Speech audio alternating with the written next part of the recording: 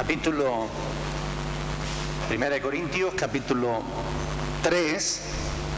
Nos quedamos la semana pasada en un tema interesantísimo, ¿verdad?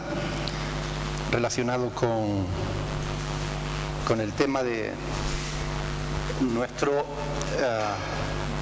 nosotros como templo del Espíritu Santo, ¿verdad?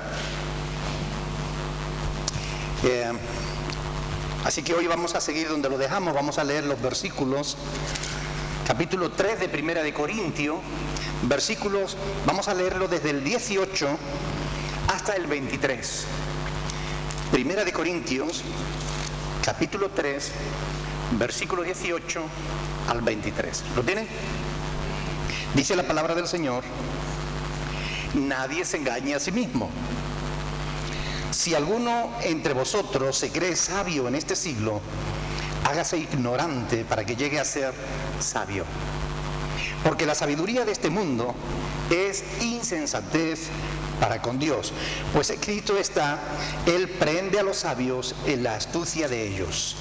Y otra vez dice: el Señor conoce los pensamientos de los sabios, que son vanos.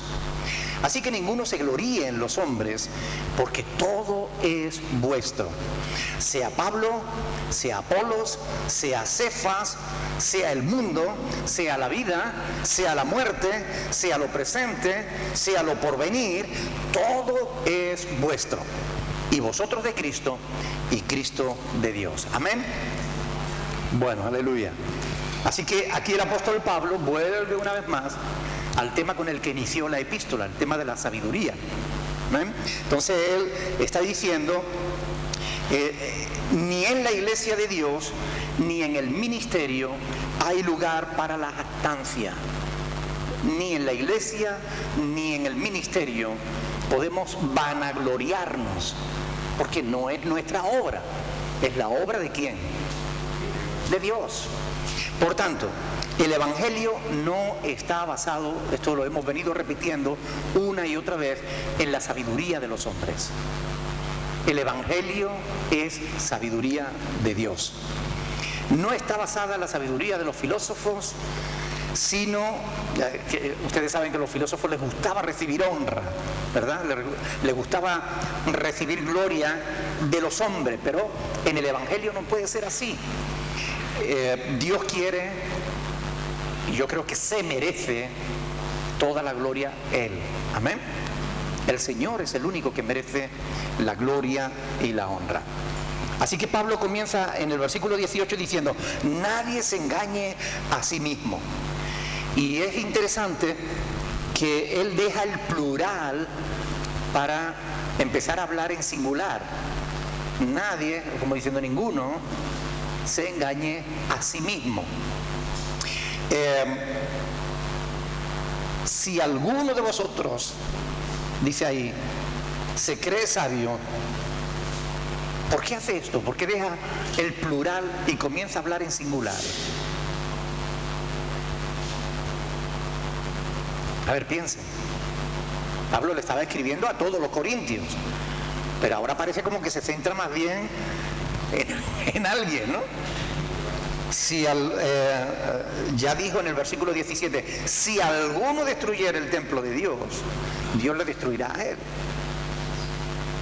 Y ahora dice: nadie se engaña a sí mismo. Si alguno de vosotros se cree sabio en este siglo, hágase ignorante. No está hablando ya a toda la iglesia, sino a algunos en particular. Y esto es interesante tenerlo en cuenta, porque está dando por sentado que allí en Corintio estaban habiendo estos problemas. Había quien se creía sabio, había quien estaba intentando destruir, consciente o inconscientemente, estaba dañando el cuerpo de Cristo, que es la iglesia. En Corinto se estaban dando estas cosas. Por eso Pablo ya no le está, en estos pasajes, en estos versículos, no se está refiriendo a toda la iglesia, sino, cuidado, si alguno entre vosotros se cree sabio, está diciendo: a ver, ¿quién es ese que se cree sabio? Está llamando la atención. ¿Quién es ese que está dañando el cuerpo de Cristo? ¿Quién es ese que está dañando la iglesia del Señor, que Él ganó con su sangre?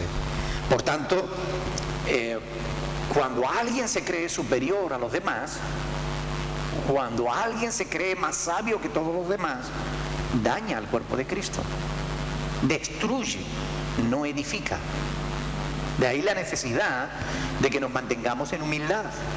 No importa lo que tú sepas, no importa lo que creas saber, debemos ser humildes, porque si no, no le estamos dando honra a Dios, nos estamos vanagloriando, y eso no es correcto. Así que Pablo dice, si alguno de vosotros se cree sabio, hágase ignorante.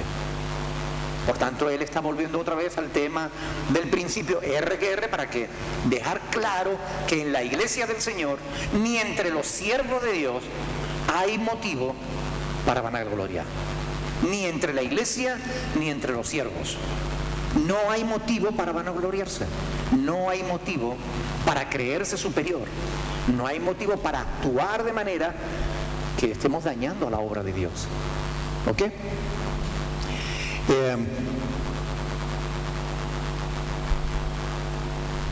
Esa postura daña a la obra de Dios. Para Pablo, la verdadera sabiduría se consigue cuando nosotros renunciamos a la sabiduría de este mundo. Aquí habría que hacer un alto en el camino para hablar de la titulitis. ¿Ustedes saben lo que es la titulitis? Es esa afección, esa enfermedad que afecta fundamentalmente a algunos más que a otros. Ese afán de títulos que hoy hay dentro del pueblo de Dios, ¿no? Como si los títulos fueran a darte mayor sabiduría y conocimiento. Hoy en día hasta se compran títulos. Y es importante tener en cuenta que la vanagloria humana no ayuda a la obra de Dios.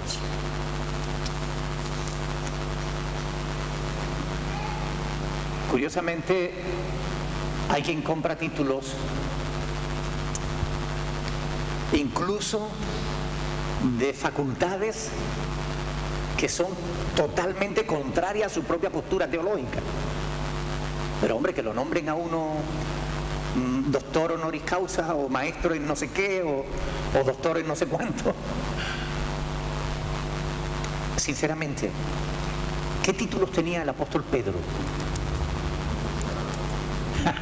Pecador. Pero Pedro no sabía ni leer, no sabía ni escribir, y sin embargo Dios lo usó poderosamente. ¿Qué títulos tenía Jesús?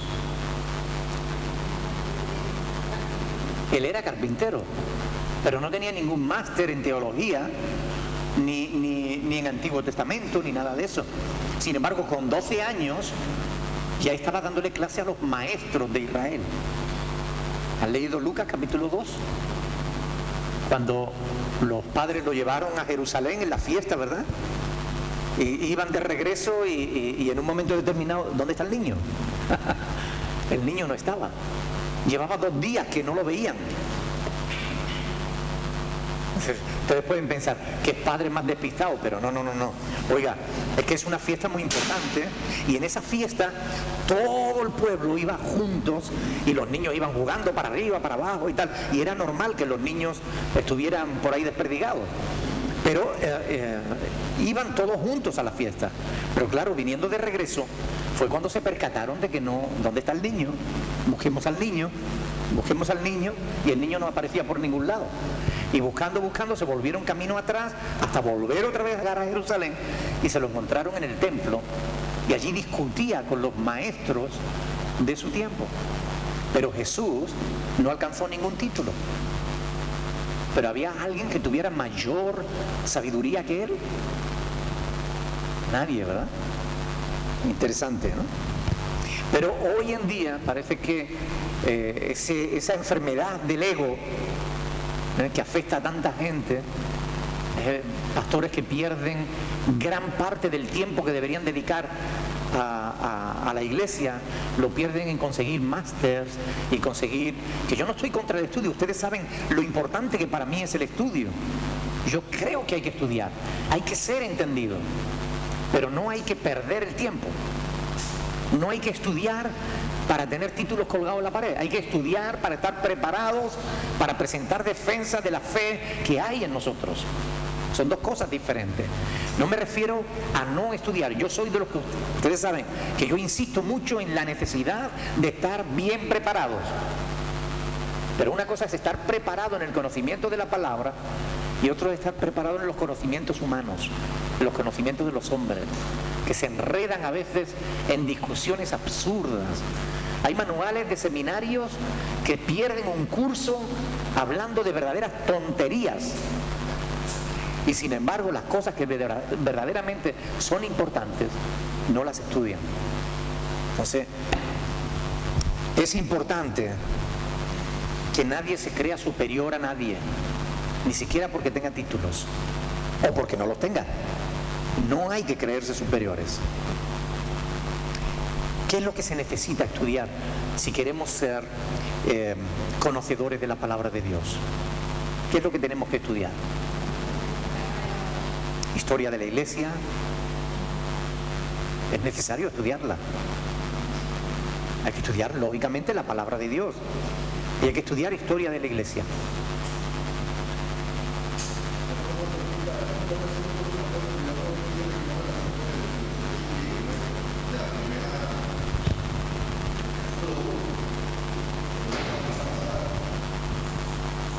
El capítulo 1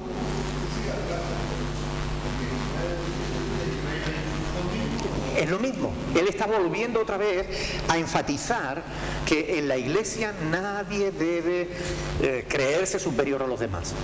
Que cuando alguien, lo que Pablo está diciendo es, cuando en la Iglesia alguien cree estar por encima de los demás, le hace daño a la Iglesia. No edifica, destruye.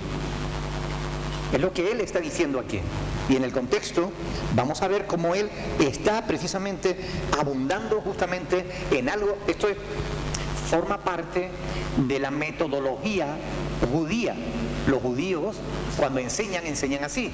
Te enseñan una cosa y te enseñan la segunda. Y después vuelven otra vez a la primera. Para remarcarte, para que no se te olvide lo que se te ha enseñado. Y después vuelven otra vez y te enseñan la segunda. Y después te enseñan la tercera. Y después te vuelven otra vez a mencionar la primera. Ellos están enseñando en este sentido. Esto es muy habitual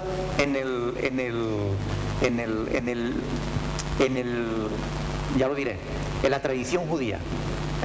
Ellos marcan un tema, pasan a otro, vuelven otra vez al tema primero, porque quieren que quede bien claro, que a nadie se le olvide que eso debe ser así. En la Iglesia la sabiduría que vale es la que viene de lo alto, no la que consigues en la tierra, la que viene de lo alto. Y se consigue más sabiduría a veces en la presencia de Dios que en los seminarios.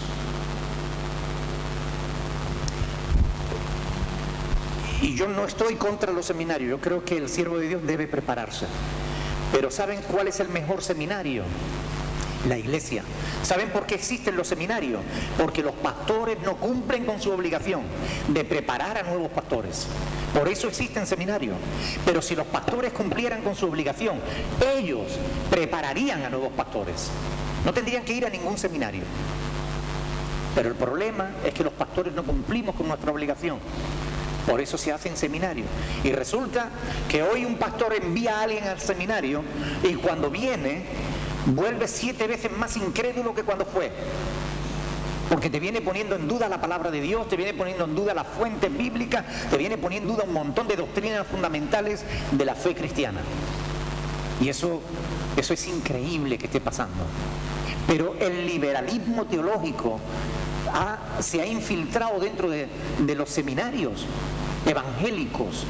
Y hoy en día se enseñan cosas que van contra las Sagradas Escrituras. Y hay que tener cuidado con eso. En cierta ocasión, comiendo con un director de un seminario y un profesor del seminario, no voy a decir el nombre del seminario, ellos me decían que la Sagrada Escritura no todo es palabra de Dios. Que gran parte de la Biblia, si fuéramos estrictos, tendríamos que tirarla a la basura. Yo digo, yo te tiraría a la basura a ti 10.000 veces antes que tirar la Biblia. Porque realmente la Biblia es palabra de Dios. Y ya la pueden atacar quien la ataque, pero la Biblia es palabra de Dios. Y si Dios la ha guardado hasta aquí, a pesar de las persecuciones, a pesar de los ataques que ha sufrido la Biblia, el único libro en el mundo que ha sufrido tantos ataques, tantas persecuciones, y sin embargo hoy seguimos teniéndola. Y cuando los hombres nos decían que la Biblia está manipulada, que la Biblia ha sido modificada a lo largo de los años y tal, cuando resulta que vienen el descubrimiento de las cuevas del Qumran, los manuscritos del Mar Muerto, resulta que vienen a confirmar que la Biblia que tenemos hoy es exactamente la Biblia que tuvo nuestro Señor Jesucristo. La misma. El Antiguo Testamento, el profeta Isaías, todo es literal, palabra por palabra. Pero hoy hay un ataque contra las Sagradas Escrituras. Y los peores ataques son los que se están originando en los propios seminarios, que están convirtiendo a profesionales de la religión en vez de a siervos de Dios. Y esto es triste, es triste. Tenemos que orar que Dios conmueva el corazón de los que estudian en los seminarios, de los profesores que enseñan, que Dios realmente les haga tener un encuentro personal real y genuino que transforme sus vidas y su modo de pensar, porque están tan preocupados con caerle bien al mundo, con ser políticamente correctos, que están enseñando verdaderas barbaridades.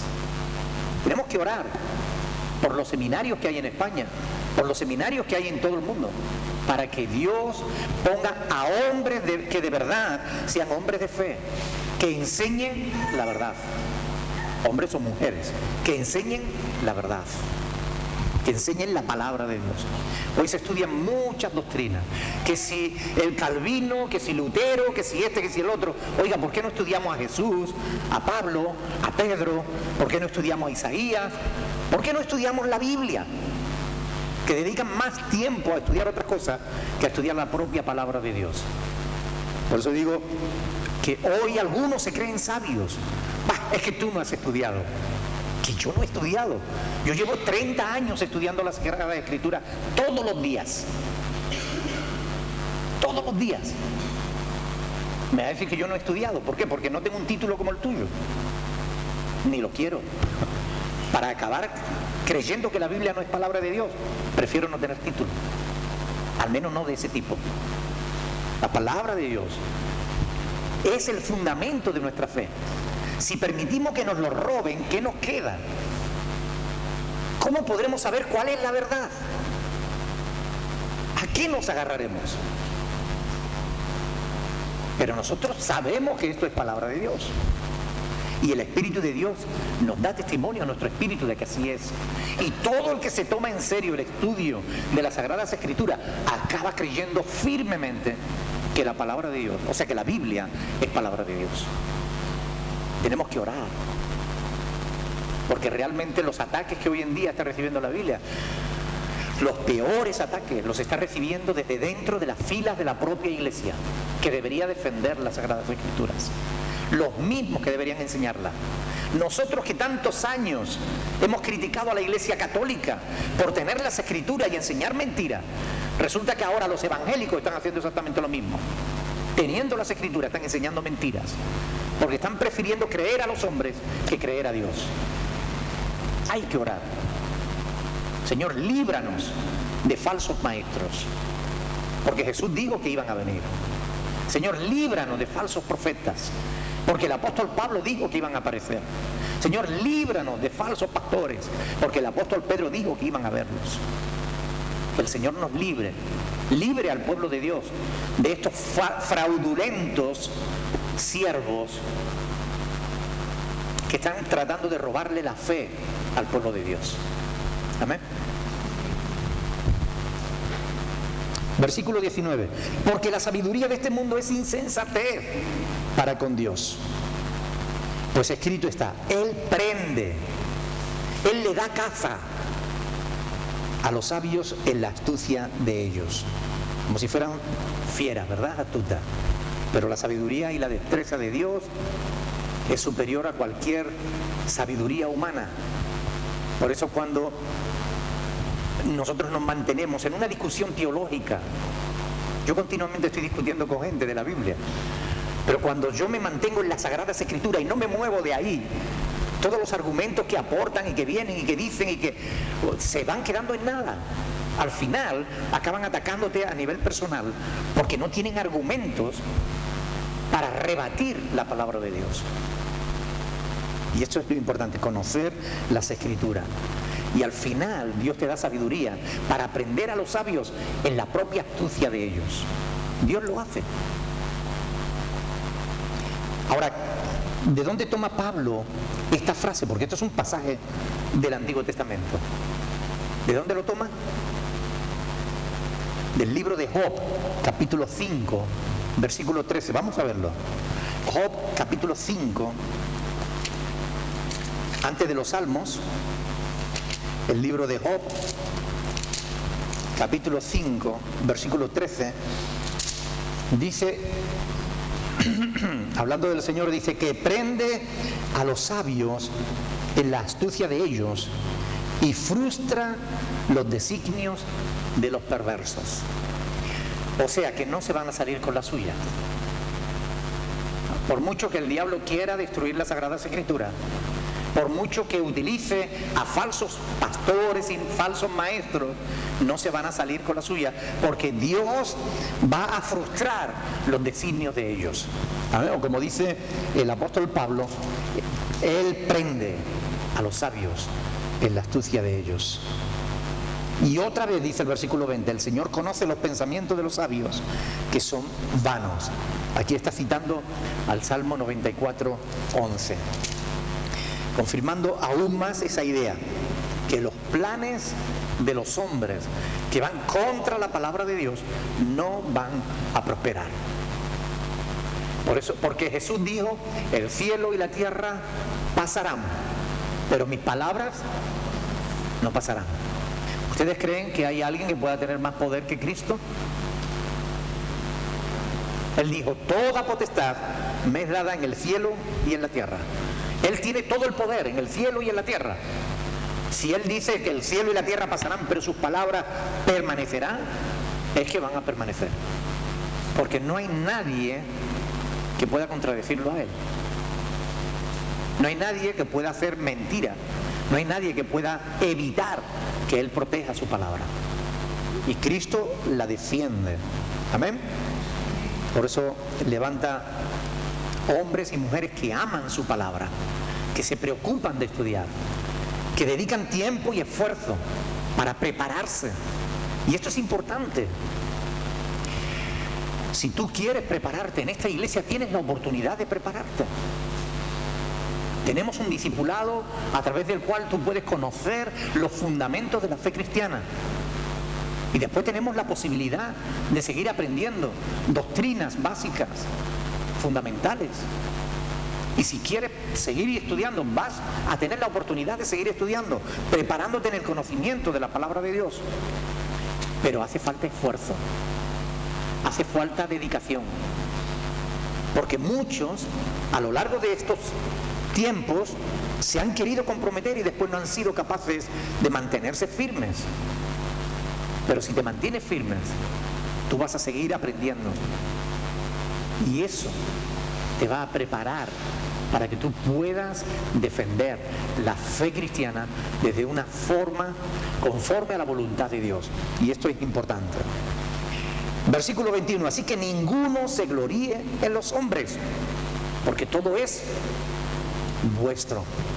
Los corintios estaban diciendo, no, yo soy de Pablo. Y el otro decía, pues yo de Cefas. Y el otro, pues yo de Apolos. Y se gloriaban en sus líderes, en sus maestros. Pablo les está diciendo, así que ninguno se gloríe en los hombres, porque todo es vuestro. Con esta palabra, Pablo está resumiendo esas divisiones que había en la iglesia de Corinto. Para Pablo, en el único en el que nos podemos gloriar es en Cristo. Amén. Es en el Señor. Porque dice, porque todo es vuestro, sea Pablo, sea Apolos, sea Cefas, sea el mundo, sea la vida, sea la muerte, sea lo presente o lo porvenir, todo es vuestro. Como está escrito en Gálatas capítulo 6, versículo 14, vamos a verlo. Gálatas 6, 14. Es un pasaje del apóstol Pablo.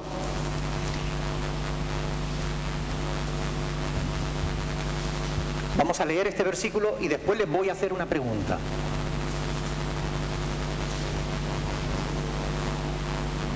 Seis, 14. Pero lejos esté de mí gloriarme, sino en la cruz de Cristo, en la cruz de nuestro Señor Jesucristo, porque en el mundo me es crucificado a mí y yo al mundo. Lejos esté de mí gloriarme, sino en la cruz de nuestro Señor Jesucristo. ¿Se gloriaba Pablo en su sabiduría? ¿Se gloriaba Pablo en sus títulos? ¿Se gloriaba Pablo en haber estudiado con Gamaliel? ¿En qué se gloriaba Pablo? En la cruz de nuestro Señor Jesucristo. Sin embargo, allí había algunos que se gloriaban en los hombres, ¿verdad? Filipenses 3:3, un poco más adelante. Fíjense lo que dice Pablo aquí.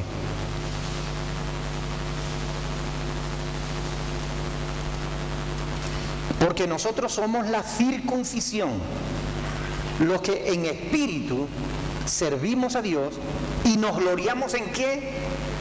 En que somos sabios. ¿Dice eso? Nos gloriamos en Cristo Jesús, no teniendo confianza en la carne. Es decir, no teniendo confianza en nosotros mismos. Nos gloriamos en Cristo Jesús. Segunda de Corintios capítulo 10, un poco más atrás. Segunda de Corintios capítulo 10. Vamos a leer el versículo 12.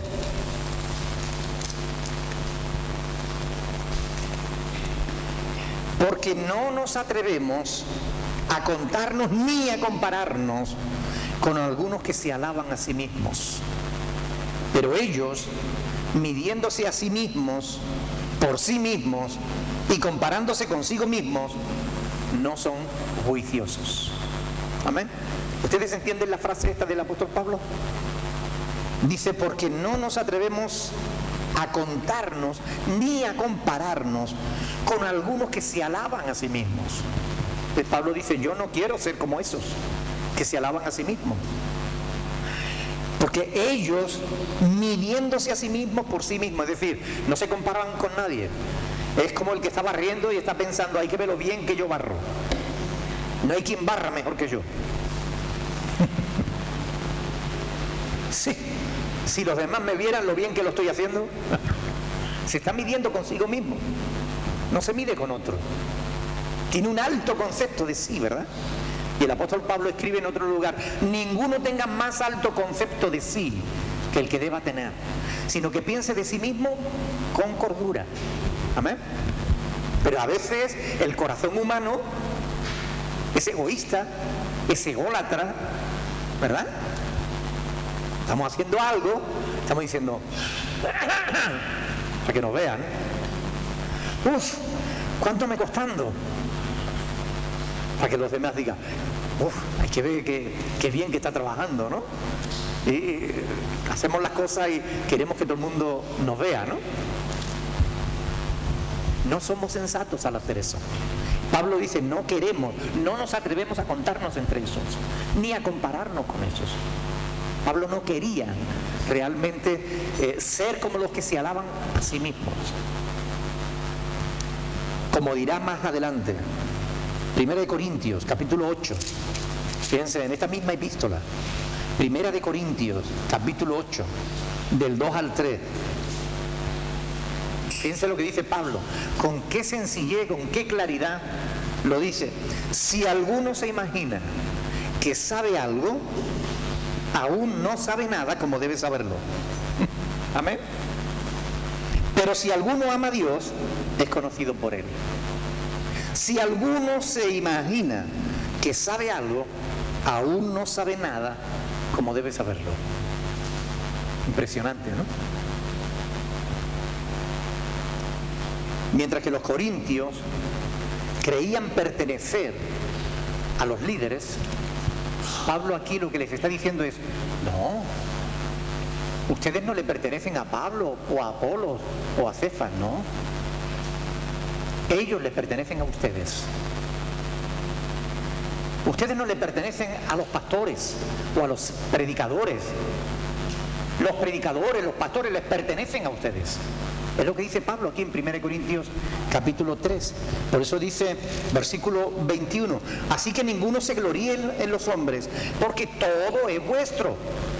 Y dentro de ese todo que es vuestro, él le está hablando a la iglesia, otra vez está usando el plural, todo es vuestro, le está diciendo, ya sea Pablo, Pablo es vuestro, ya sea Apolos, Apolo es vuestro, ya sea Cefas, Cefas es vuestro, ya sea el mundo, la vida, la muerte, son vuestros, y vosotros de Cristo y Cristo de Dios.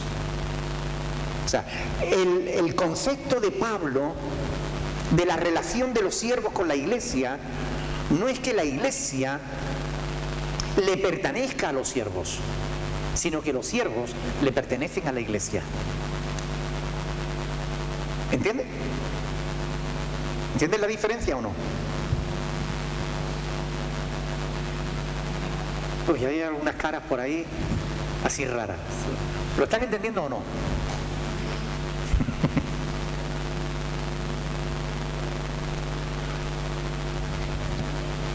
Los corintios creían que pertenecía, yo soy de Pablo, yo soy de... Pablo está diciendo, no, Pablo es vuestro. Porque los siervos pertenecían a sus amos. No los amos le pertenecían a los siervos, ¿verdad? Los siervos eran los esclavos, los que tenían que servir a... Lo que pasa es que, como la palabra esclavo se tradujo por ministro, que significa lo mismo, esclavo, pero hoy en día a la palabra ministro se le ha dado tanto bombo y platillo, ahora parece que los ministros son los importantes y la iglesia tiene que servir al ministro, cuando es al revés. La palabra ministro significa siervo, esclavo. Y el esclavo pertenece a alguien. ¿A quién le pertenece el siervo? En este caso, a la iglesia. El pastor está para servir a la iglesia, no la iglesia para servir al pastor. ¿Lo entienden o no? ¿Sí? ¿Están de acuerdo o no? Si no están de acuerdo me lo dicen, ¿eh? Claro, claro. Eso es justamente lo que está diciendo Pablo. Es decir, Pablo, Cefa, Apolo, todo es vuestro. Y eso es un cambio de mentalidad, ¿no creen? Es un cambio diferente. Porque si ustedes miran, algunos pastores parecen dueños de la iglesia, cuando en realidad son siervos de la iglesia. En el versículo 1:11 lo tienen claramente ahí, en el capítulo 1:11 de 1 Corintios, ¿ves? Porque nadie, perdón, el 12, a ver, ¿dónde estoy yo? Aquí, versículo 12. Quiero decir que cada uno de vosotros dice, yo soy de Pablo, yo soy de Apolo, yo soy de Cefas, yo soy de Cristo. Y Pablo aquí está diciendo, oiga, ninguno se gloríe en los hombres, porque todo es vuestro. Por tanto, ellos no le pertenecían a los líderes, a los siervos, sino que los siervos le pertenecían a ellos. Hoy pasa exactamente lo mismo que en Corinto. Hay creyentes que le parecen tener más lealtad a los pastores que a Dios. Porque cuando uno le dice que lo que le están enseñando es incorrecto y se lo muestra por la palabra, algunos dicen, no, si mi pastor me ha enseñado esto, esto es así. Y se aferran a su pastor por encima de la palabra de Dios. Es un error. ¿quién tendrá razón? ¿El pastor o la palabra de Dios? Si hay algún conflicto, quien se equivoca es el pastor, no se equivoca la palabra de Dios, ¿verdad? Pero hay gente que permanecen asidos a su pastor. No, si a mí me han dicho esto tiene que ser así. Pero mira, es que la Biblia dice, sí, pero eso tiene que tener otra explicación. Pero tú no lo entiendes por ti mismo, no dice ahí esto. Eso me pasó en cierta ocasión con un testigo de Jehová. Me pasó algo muy similar a eso. Un creyente, estando nosotros en Jerez de la Frontera, me dijo: pastor, mire que tengo un hermano que se ha metido a los testigos, lleva 2 meses y quiero que vayamos a su casa, que le hablemos del Señor, porque le están comiendo el coco, está hecho polvo. Digo, bueno, habla con él y si él quiere, nosotros le visitamos. Y el hermano le dijo que sí. Así que fuimos para allá. Yo le pregunté qué tiempo llevaba y efectivamente llevaba unos 2 meses y algo en los testigos de Jehová. Y yo le dije, bueno, mira, si yo te muestro, él tenía la Biblia de los testigos allí, si yo te muestro por tu Biblia que lo que te están enseñando es mentira. Por ejemplo, a ti te han enseñado que Cristo no es Dios, ¿verdad? Y dice, sí, efectivamente, Cristo no es Dios. Bueno, si yo te muestro por tu Biblia que tu Biblia dice que Cristo es Dios, ¿tú dejas los testigos y te conviertes a Cristo? Y él dijo, si me lo demuestra, sí. Le enseñé más de 15 pasajes en su propia Biblia. Porque aunque los testigos han cambiado algunos pasajes, hay otros que no los han cambiado y que afirman claramente que Jesucristo es Dios. Pues más de 15 pasajes, y cada vez que lo leía uno, decía, no, esto no puede ser, esto tiene que tener otra explicación. Pero vamos a ver, ahí dice, el cual es Dios, verdadero Dios. Sí, pero eso no se puede referir a él. Pues si está diciendo ahí, ¿de quién está hablando? A ver, lee el versículo anterior. Sí, está hablando de Cristo. Y si dice que Cristo es verdadero Dios, no, esto tiene que tener otra explicación. Los hombres se aferran a los hombres, pero a quien nos teníamos que aferrar es a Cristo, es a la palabra. ¿Están de acuerdo o no? Porque los hombres nos equivocamos, pero la palabra de Dios no. Y esto es importante tenerlo en cuenta. Tampoco es difícil encontrarnos a siervos, entre comillas, que más que siervos parecen generales, parecen dueños, propietarios de la iglesia, ¿verdad? Que le hablan a los creyentes como si los creyentes fueran sus criados. Yo me he encontrado con pastores que pincha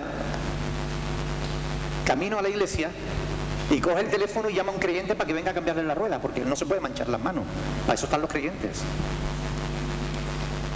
A mí me daría vergüenza, pero yo lo he visto.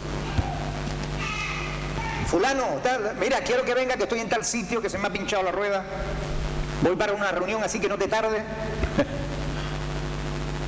¿Ustedes creen que eso es lógico desde la perspectiva bíblica? No. Somos nosotros quienes tenemos que servir, no ser servidos, ¿verdad? ¿Están aquí o no están aquí? Es que me da la impresión de que están tan calladitos ahí.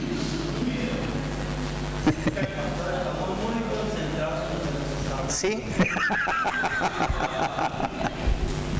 Bueno, menos mal. Vamos a leer un pasaje de la palabra.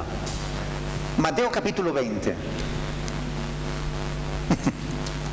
Tiene que ver con esto que estaba comentándoles, ¿no? Versículo 25.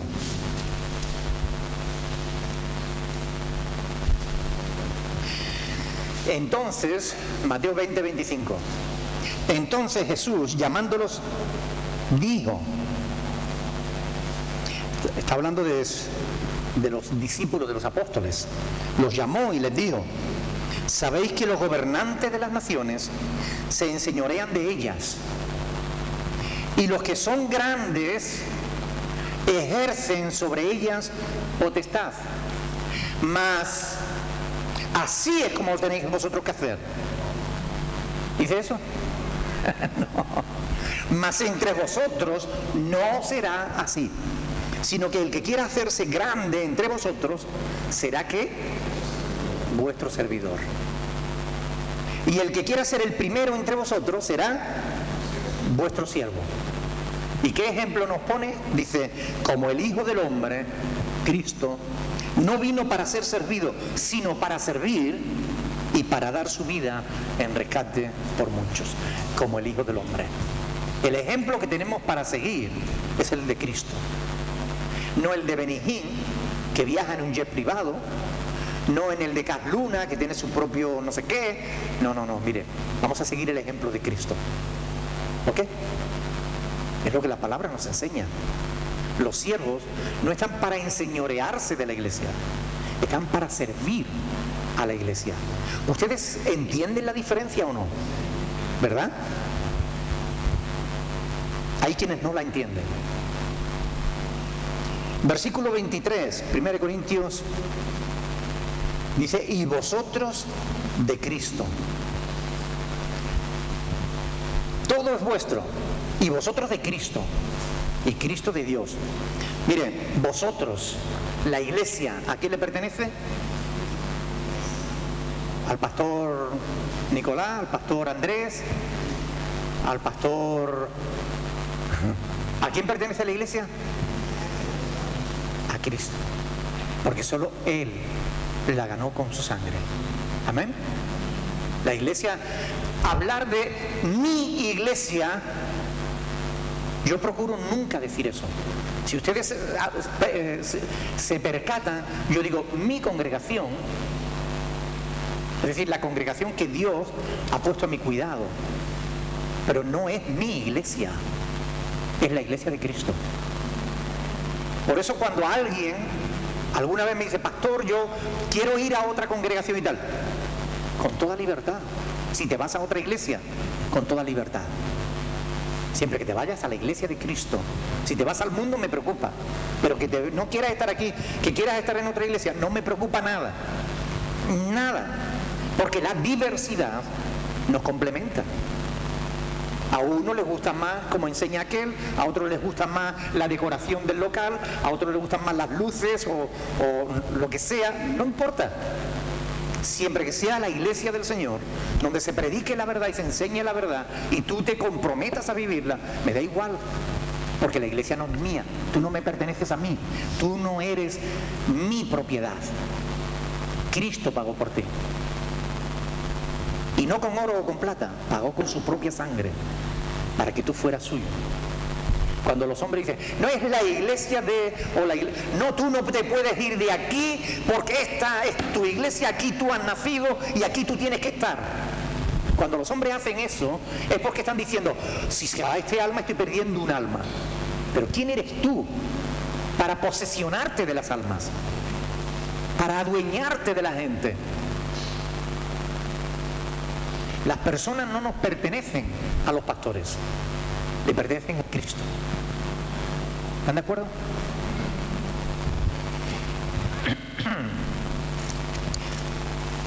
Y aquí Pablo, cuando está diciendo y vosotros de Cristo, no está diciendo los de Apolos de Cristo, no, o los de Cefas, no, vosotros sois de Cristo, todos, da igual.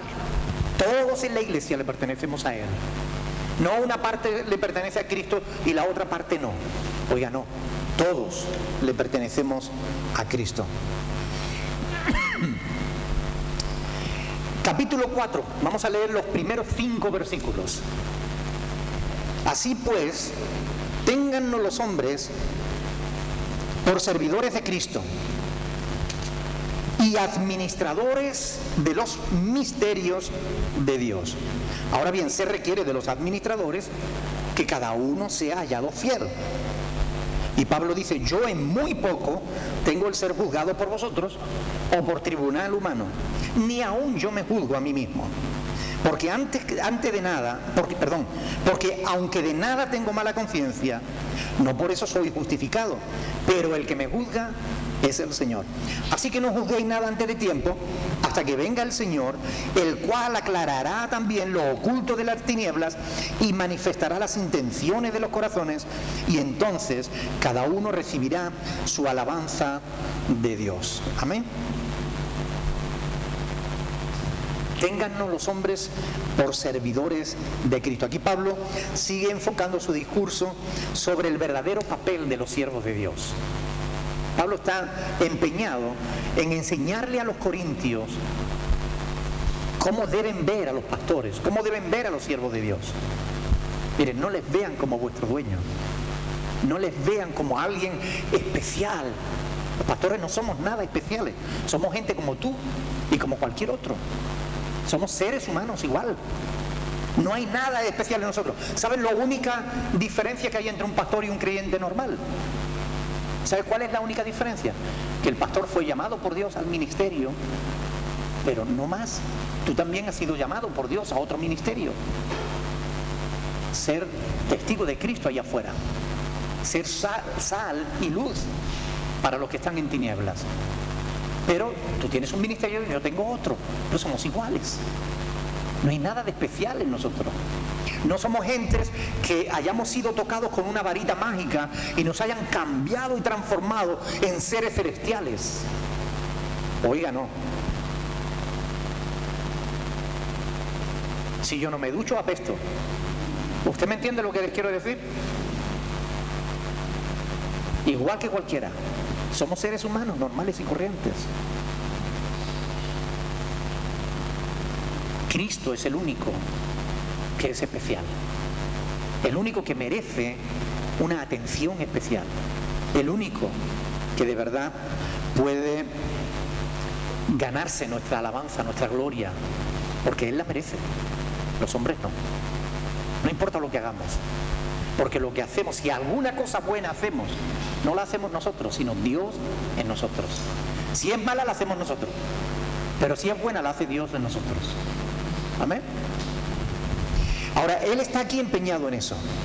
Aquí, en este pasaje que acabamos de leer, en estos 5 versículos del capítulo 4, encontramos 2 términos que el apóstol utiliza para referirse a los siervos. ¿Cuáles son? Servidores y administradores. Y es muy interesante porque en el griego los 2 términos que aparecen tienen un significado muy curioso. Por ejemplo, el primero, el que se traduce por servidores, es hiperetes.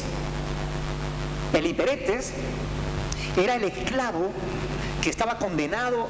Imagínense, trasládense al tiempo del primer siglo, tiempo de nuestro Señor Jesucristo, cuando alguien hacía algo contra el Imperio Romano, si no lo mataba, lo condenaban a galeras. Esos barcos de guerra que tenían una gran profundidad, gran parte del barco iba debajo del agua y tenían 3 escalas de remeros, algunos de los cuales, claro, los más bajos eran los peores esclavos, es decir, los que estaban condenados casi a muerte, ¿no? Esos no iban a verse libres en la vida. Cuanto más bajo tú estabas, encadenado a un barco, cuando en medio de una guerra 2 barcos chocaban entre sí, ¿qué pasaba? ¿Quiénes eran los primeros que se ahogaban? Los que estaban más bajos, ¿verdad? Cuanto más bajo estabas, más fácil era que tú acabaras muerto. Pues ahí es donde ponían a los peores esclavos, a los esclavos peores, a los más malos, a los que querían acabar con ellos. Y ese es el término que utiliza el apóstol Pablo para hablar de los siervos de Dios aquí. Dice, así pues, téngannos los hombres por hiperetes de Dios, de Cristo, por esclavos de Cristo, por remeros de Cristo, es decir, por lo más bajo, por lo peor. Yo quiero que ustedes se den cuenta de esto. Muchas veces yo le he preguntado al Señor, Señor, ¿por qué me ha llamado a mí? Si hay millones de personas mejores que yo. ¿Por qué a mí? Si yo te fallo todos los días. ¿Por qué? la única respuesta que recibo de parte de Dios es porque precisamente, porque yo no valgo, es que Dios me escogió. Me escogió porque yo no valgo, para mostrar su gloria. Y si Él me escogió a mí para mostrar su gloria, ¿qué no podrá hacer contigo? ¿Entiendes lo que quiero decir?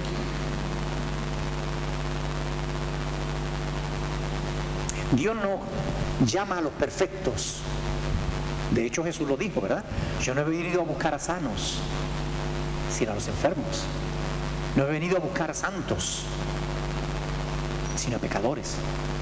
Él vino a buscar y a salvar lo que se había perdido. No había nadie más perdido que yo. Por eso me escogió a mí, porque era lo peor. Para mostrar su gloria. Así que, si hay algo que pudiera parecer bueno en mi vida, no es porque yo lo sea bueno. No es mérito mío. Yo le aseguro que es mérito de Jesús. Porque no hay ningún mérito en el hombre. Al menos yo no lo tengo. Yo tengo que reconocerlo.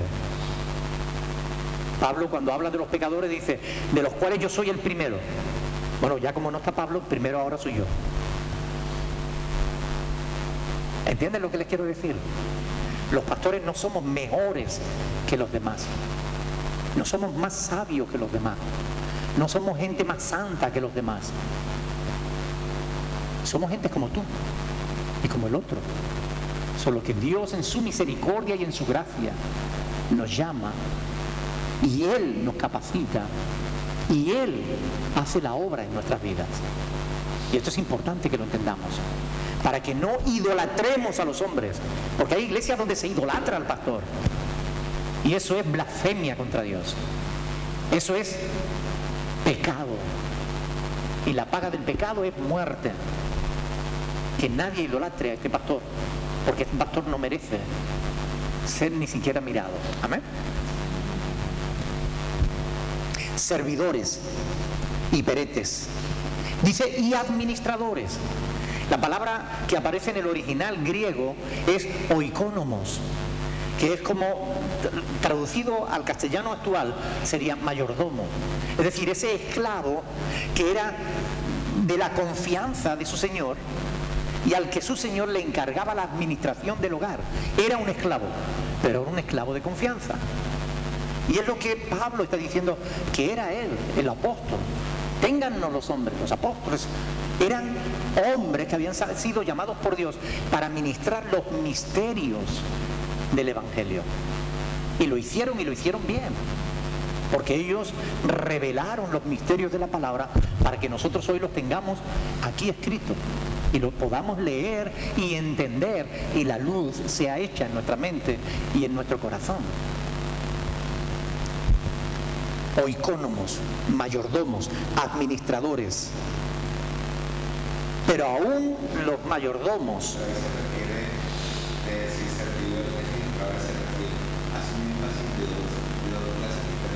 No. Por eso, la I copulativa une los dos términos. Es decir, por servidores y administradores. Está hablando de lo mismo. Es como cuando en Efesios capítulo 4, verso 11, Pablo está diciendo, y él mismo constituyó a apóstoles, profetas, evangelistas, pastores y maestros.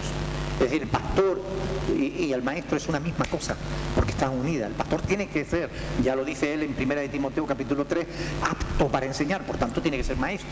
Pastor y maestro es lo mismo. El pastor tiene que ser maestro, el maestro es un pastor que cuida de sus alumnos, de sus discípulos. Por tanto, aquí cuando se refiere a servidores de Cristo y administradores de los ministerios de Dios, se está refiriendo a los mismos, a estos que estaban no me gusta la palabra liderazgo, que estaban sirviendo al Señor en la iglesia en Corinto, ¿no? O que habían pasado por allí predicando el Evangelio. Pablo, Apolo, Cefas. Bueno, téngannos los hombres por servidores de Dios y administradores de los misterios de Dios, ¿no? Por tanto, Vamos a ir a Romanos, por ejemplo, capítulo 16, para que veamos esto. Un poquito antes, Romanos capítulo 16, versículo 25. Aquí en la doxología final de la epístola, donde Pablo se está despidiendo de la iglesia, dice: y al que puede confirmaros según mi evangelio y la predicación de Jesucristo, según la revelación del misterio que se ha mantenido oculto desde tiempos eternos, pero que ha sido manifestado ahora, y que por las escrituras de los profetas, según el mandamiento del Dios eterno, se ha dado a conocer a todas las gentes para que obedezca a la fe. Al único y sabio Dios sea gloria mediante Jesucristo para siempre. Amén. Amén. Es decir, los apóstoles fueron usados por Dios para revelar los misterios que habían estado ocultos desde el principio y que ahora han sido dados a conocer para que todo el mundo los conozca. ¿Cuáles eran los misterios? Que Dios no quería solamente al pueblo de Israel, que Dios es un Dios universal, que Dios quería salvar a todo el mundo, y que solamente el que es de la fe de Jesús tiene la garantía de que va a ir al reino de los cielos. Esos son los misterios que él revela a lo largo de sus epístolas. Pablo habla de esto continuamente. Fíjense en el capítulo 2 de Primera de Corintios, él estaba hablando de esto, cuando en el versículo 7 dice: de tal manera que nada os falta ningún don. Capítulo 2, versículo 7. Dice: mas hablamos sabiduría de Dios en misterio. Cuando Pablo está hablándole a la iglesia, les está revelando los misterios de la sabiduría de Dios. Mas hablamos sabiduría de Dios en misterio, la sabiduría oculta, la cual Dios predestinó antes de todos los tiempos para nuestra gloria, la que ninguno de los príncipes de este siglo conoció, porque si lo hubieran conocido, nunca habrían crucificado al Señor de la gloria. Antes bien, como está escrito, cosas que ojo no vio, ni oído oyó, ni han subido en corazón de hombre, son las que Dios ha preparado para los que le aman. Pero Dios nos las reveló a nosotros por el Espíritu, porque el Espíritu todo lo escudriña, aún lo profundo de Dios. Amén. Es decir, ellos fueron usados como administradores de los misterios de Dios. Ya no hay misterio, ya los misterios han sido revelados, ya están escritos en la palabra de Dios. Ahora los que quedamos no somos administradores, los que quedamos somos servidores y peretes, esclavos al servicio del pueblo de Dios, para enseñarles lo que la palabra de Dios nos enseña. Por eso Pablo le dijo creo que fue a Tito cuando le dice, a Tito, pero le dice: lo que has aprendido de mí, dice, pues esto encarga a hombres fieles que sean idóneos también para enseñar a otros. Es decir, que la cadena siga, ¿no? Los apóstoles instituyeron pastores para seguir la predicación del Evangelio de generación en generación hasta nuestros días. Amén.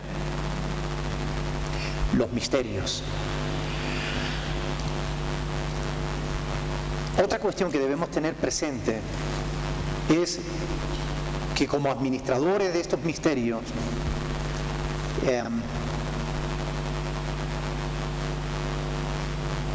como servidores, porque ahora ya somos servidores de Dios, está claro que vamos a tener que dar cuenta delante de Dios. Aquel que nos llamó y nos puso en el servicio, somos servidores, y si nosotros servimos bien, recibiremos alabanza, dice ahí el apóstol Pablo, y si no, nuestra obra se perderá.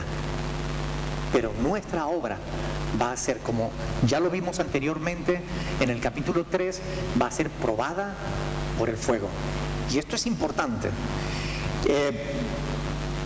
porque la obra es de Dios, no es nuestra. Aunque la hagamos nosotros, es Dios quien la hace a través nuestra. Por eso ni nos podemos gloriar, ni nos podemos apropiar de la obra. La obra es de Dios. Un día yo oí a un pastor decir: porque esta iglesia que yo he levantado con mi sudor. Mire, Eso es falso. La iglesia no se levanta con el sudor del hombre. Jesús dijo, edificaré mi iglesia. Es Cristo el que levanta la iglesia. Nosotros solamente somos instrumentos en las manos de Cristo. Pero la iglesia no es nuestra. La obra no es nuestra. La gloria no es nuestra. Es de Cristo. Y es el único que merece la alabanza. Amén. Nos queda todavía unos minutitos. Vamos a leer los versículos del 3 al 5, bueno, ya lo hemos leído, ¿no? Yo en muy poco tengo el ser juzgado por vosotros o por tribunal humano. Está claro que a Pablo lo estaban juzgando, ¿verdad? Él se siente juzgado por los corintios y él reacciona, ¿eh? De manera que él les dice que él no estaba preocupado por el juicio que los corintios pudieran hacerle. Yo en muy poco tengo el ser juzgado por vosotros. O sea, a mí me da igual que me juzguéis. Eso es lo que está diciendo Pablo. El lenguaje callejero. A mí me da igual que ustedes me juzguen. O que me juzguen en tribunales humanos, ¿no? Ni aún yo me juzgo a mí mismo. Porque aunque de nada tengo conciencia, de nada tengo mala conciencia, no por eso soy justificado. Pero el que me juzga es el Señor, ¿verdad? Entendamos esto. Porque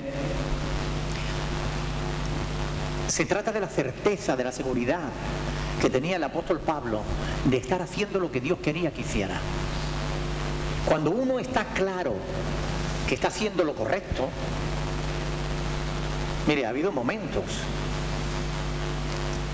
incluso en esta congregación, donde la mayor parte de la iglesia quería tomar una decisión incorrecta.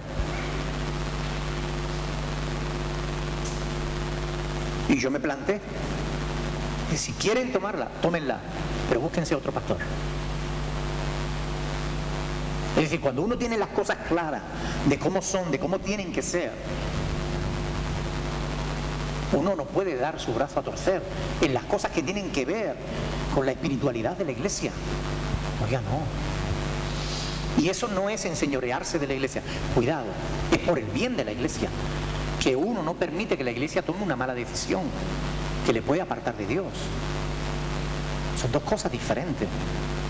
A veces cuando el hombre que se enseñorea de la iglesia de Dios lo hace en su beneficio, pero a veces uno tiene que tomar una decisión y decir no, aunque sea contra su beneficio, pero uno tiene que decir no, porque no es el momento, porque no es lo correcto, por la razón que sea. Y uno se siente tranquilo. Y uno dice, si ustedes quieren creer que estoy equivocado, créanlo, me da igual. Pablo estaba en esa tesitura, le estaban juzgando. Él había fundado esa congregación. Él había comenzado esa congregación. Él había sentado las bases. Él había predicado el evangelio, les había enseñado. Y ahora llegaron otros por detrás y la iglesia se le revolotea toda. Y llega un momento en el que Pablo dice, ustedes me quieren juzgar, júzguenme. Me trae sin cuidado. En muy poco tengo el ser juzgado por vosotros o por tribunal humano. Ni yo mismo me juzgo a mí mismo, sino que el que me juzga es Dios. Ahora, ¿quiere decir eso que el siervo de Dios no debe ser juzgado?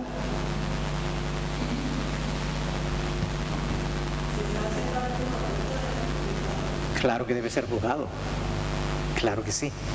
Si está haciendo algo incorrecto, debe ser juzgado. Y esto es lo importante, es decir, porque para poder entender este pasaje lo tenemos que entender a la luz de otros pasajes más que hablan del mismo tema. La palabra de Dios, por ejemplo, el texto que le da nombre a esta congregación, ¿no? Hechos de los Apóstoles 17, del 10 al 11, ¿no? El Espíritu Santo, por medio del evangelista Lucas, alaba la actitud de los creyentes de la iglesia de Berea, porque dice que eran más nobles que los que estaban en Tesalónica, porque cada día escudriñaban las Escrituras para ver si lo que le predicaban era correcto, y eran apóstoles los que le predicaban. Pero ellos escudriñaban las Escrituras para ver si le estaban diciendo la verdad. Y el Espíritu Santo, a través del evangelista Lucas, del historiador, del médico, le está diciendo a la iglesia, estos eran más nobles mejores creyentes que los que estaban en Tesalónica, porque estos escudriñaban las Escrituras para ver si lo que le decían era verdad. ¿Era un reto contra el apóstol que predicaba? No. Es que como Pablo dice en 1 de Corintios, dice, los profetas hablen 1 o 2 o 3 por turno, dice, y los demás juzguen, ¿verdad? Porque hay que juzgar la enseñanza que se recibe. Diferente es lo que estaba ocurriendo en la iglesia de Corinto. La iglesia de Corinto era un problema de orden, no era un problema doctrinal, era un problema de orden. Allí se estaban dividiendo y yo soy de este y yo soy de aquel, pero no era cuestión de decir, oye, ¿podemos ser salvos creyendo en los santos? ¿Sí o no? Y unos dicen sí y otros dicen no. ¿Cristo es el único medio de salvación? Y unos dicen sí y otros dicen no. Oiga, ahí la iglesia tiene que tomar cartas. Ahí la iglesia tiene que escudriñar las Escrituras y tiene que investigar para ver qué es lo que dice la palabra de Dios. A ver qué dice la palabra de Dios. ¿Cuántos caminos llevan al Padre? Uno. Por tanto, solamente Cristo salva. ¿Salva Juan Pablo II que lo van a hacer santo? No, ya no. ¿Salva San Pancracio? Oiga, no. Ni la Virgen María, ni nadie. El único que salva está escrito en la palabra de Dios. Hay un solo Dios y un solo mediador entre Dios y los hombres, el cual es Jesucristo hombre. Así está escrito. Y eso es lo que Dios nos ha dicho. La pregunta es, ¿se equivocará Dios? No. ¿Cómo sabemos que Dios lo ha dicho? Porque está en su palabra. Así que cuando escuchamos a alguien predicar o enseñar una cosa diferente, si conocemos las Escrituras, decimos, oiga, eso no es así. Y si en ese momento no estamos seguros, llegamos a casa y buscamos y lo investigamos y lo comprobamos, a ver si lo que se ha dicho es verdad o no. Porque tenemos que confirmarlo por la palabra. Y esto es importante, eso tiene que ser juzgado. Ahora, lo que Pablo está diciendo aquí es que no hay que juzgarlo a él como persona. Porque, oiga, Dios conoce nuestros corazones y sabe quién eres tú y sabe quién soy yo. Y Él sabe no solamente lo que tú haces y lo que yo hago, sino que Dios sabe incluso las motivaciones de nuestro corazón. ¿Por qué lo haces o por qué lo hago? Y como eso tú no lo sabes, o yo no lo sé, ni yo te puedo juzgar a ti en eso, ni tú me puedes juzgar a mí en eso. Pero te puedo juzgar en si haces o no haces la voluntad de Dios. Eso sí lo puedo juzgar. Porque la palabra de Dios no dice que no juzguemos. Dice que no juzguemos según las apariencias, sino que juzguemos con justo juicio. Juan capítulo 7, versículo 24 creo que es, ¿no? 24 o 34. Creo que es 24. Juan 7...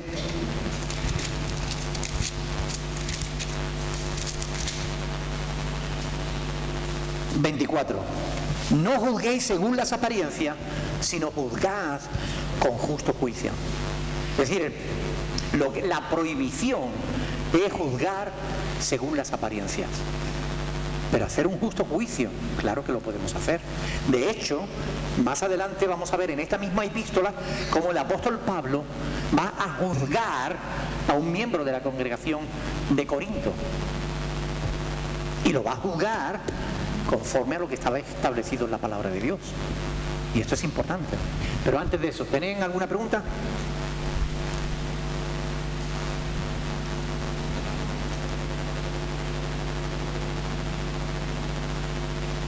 ¿No hay ninguna pregunta? Porque nos ha ido el tiempo. Así que si no tienen pregunta, lo dejaremos hasta la próxima semana, que seguiremos con este capítulo 4. Amén. ¿Tienen alguna pregunta? No. Bueno, entonces déjenme que yo le haga una.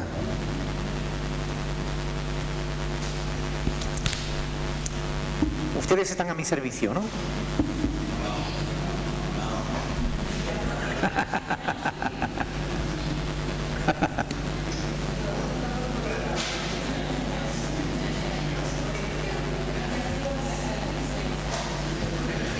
Que nadie me llame para fregarle los platos, a no ser que esté enfermo. Pero a veces, si no conocemos la palabra de Dios, parecerá mentira, pero caemos en ese tipo de conductas, que son conductas erróneas. Ay, es el pastor. Pastor. ¿Han visto gente actuando así o no? ¿Verdad?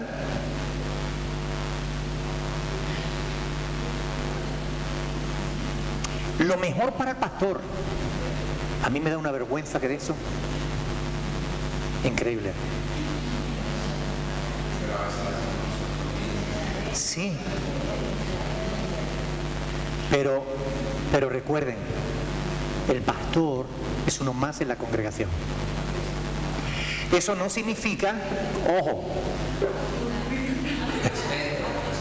eso no significa que haya que faltarle el respeto al pastor. A veces nos pasamos con las bromas.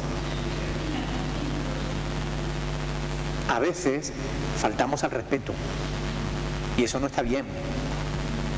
No ya porque seamos pastores, sino porque toda persona es digna de respeto. Y los pastores hacemos una labor que tiene connotaciones muy serias y que conlleva también una carga de responsabilidad muy grande. Y aunque solo sea por causa de esa responsabilidad, merecemos un cierto respeto. Pero yo siempre he preferido un trato cercano a un trato de yo soy el pastor. ¿Me entienden lo que les quiero decir? Yo siempre he querido ser un pastor que esté ahí, y estar cerca de todo el mundo, estar dispuesto para cualquier persona que me necesite, poder estar ahí siempre. Pero hay que buscar siempre en todas las cosas el equilibrio, ¿verdad? Que Dios nos dé sabiduría, amén.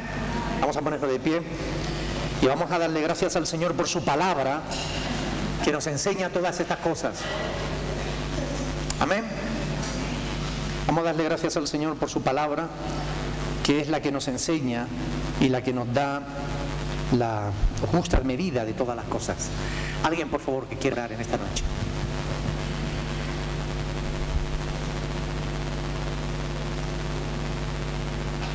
Uno solo, no, todos juntos no. O una sola.